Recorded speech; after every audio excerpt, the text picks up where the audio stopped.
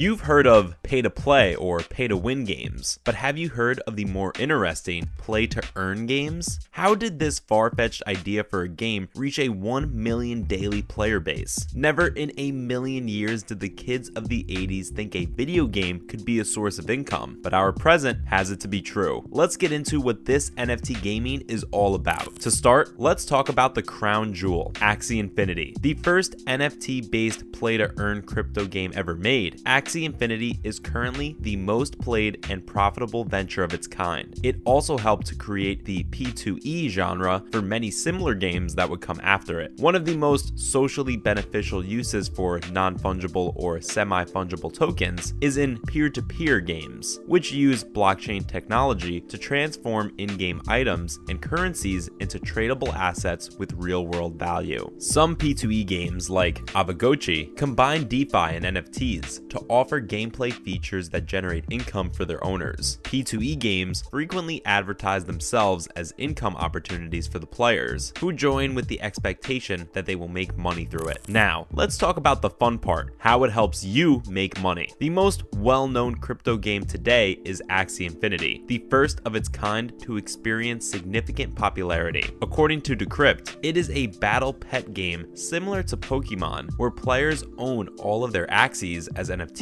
on Ethereum and can sell to other players. At its core, it is a turn-based card game that gives players in-game items like power-ups and crafting supplies in exchange for winning battles. Battles between players and against the environment are available, and the winner receives Smooth Love Potion, or SLP, currency. SLP, the in-game currency of the game, is needed to breed pets, whereas Axie Shards, or AXS, the game's governance tokens, let players cast votes for new features. Common in-game items lose value, while scarce in-game assets become increasingly expensive in the majority of P2E games. Most of these games have poor production value, and it seems that following the success of Axie Infinity, they tried to hop onto the hype train in a big way. Because of this, so many of them were made in the NFT bubble of 2021, attempting to sell in-game goods to raise cash before the game was even released, and sometimes it never was. So you had to be careful about which one you sunk your month's paycheck into. Let's talk about P2E's social benefit. So why is this special? The game is fun-ish, but in a world where gaming is more accessible than ever before, why would you pick this phone-based Pokemon knockoff? Axie and other P2E games offer the players opportunities to make money, and as big of a scam as it sounds, it's actually true.